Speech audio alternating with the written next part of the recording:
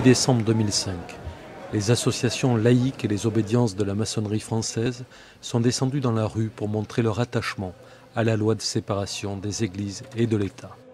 Sur le parcours de la manifestation, des opposants à la laïcité dénonçaient ce qui, selon eux, constitue une privation de liberté. Alors interdiction du port de la barbe, interdiction du port du voile, interdiction... Mais on est libre d'aller comme on veut.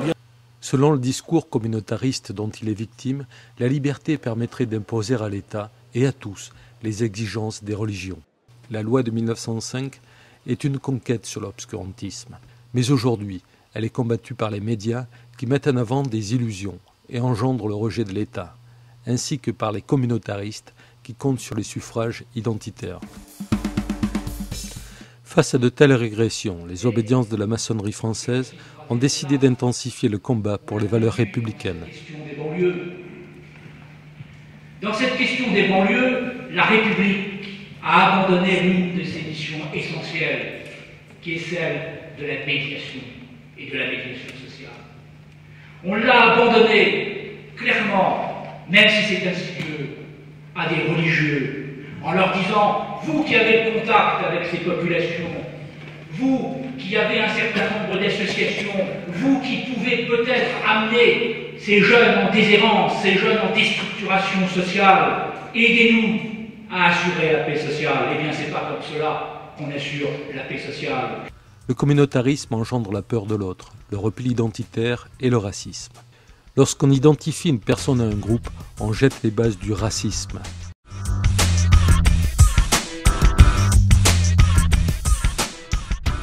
Monsieur Quillardet, Monsieur Chebel, ce fameux « et » là, comment vous le percevez? Est-ce que c'est un élément pour vous qui viendrait enrichir, je dirais, les valeurs de la République ou quelque chose qui viendrait déranger ces valeurs-là? Moi, personnellement, je récuse totalement le fait que l'on se prétende français et musulman, français et juif, français et protestants, ou même, je dirais presque, français et franc-maçon. Le problème ne se pose pas du tout de cette manière-là. Dès lors que l'on considère qu'une communauté fondée sur une identité, fondée sur une culture ou fondée sur une origine a des droits particuliers, on n'est plus dans la République, on n'est plus dans le modèle républicain. Et moi je considère que le seul droit qui doit être reconnu, c'est le droit de l'individu.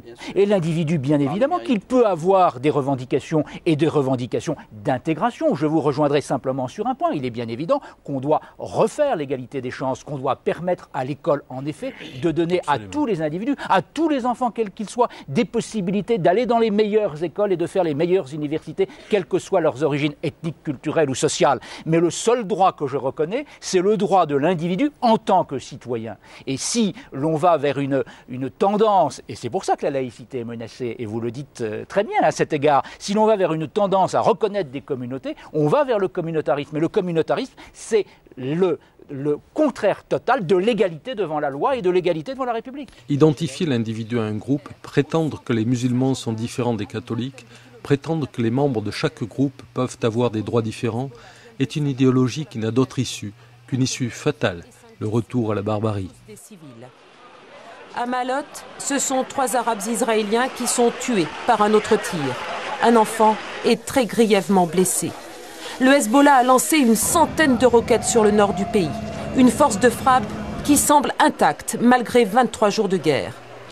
La tentation communautariste n'a qu'un objectif, l'instrumentalisation de l'individu. Il y a instrumentalisation à partir du moment où il y a prise de pouvoir d'un individu ou d'un groupe d'individus par rapport à l'autre. Le Grand Orient de France a initié la commission de défense de la loi de 1905 en réponse à la commission Machelon, mise en place par Sarkozy, dont l'objectif est de financer les lieux de culte avec l'argent public.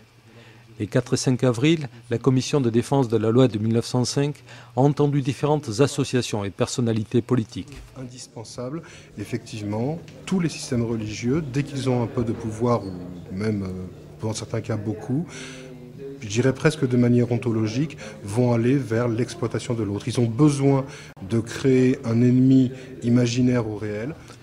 Par complaisance politicienne ou racisme, la laïcité est menacée. De la même manière, lorsque des représentants de l'État apparaissent en prière, s'agenouillent, font le signe de la croix, escalité, c'est-à-dire qu'ils représentent l'État dans une position où on a l'impression que la religion dominante et la religion catholique, pour ne pas la citer.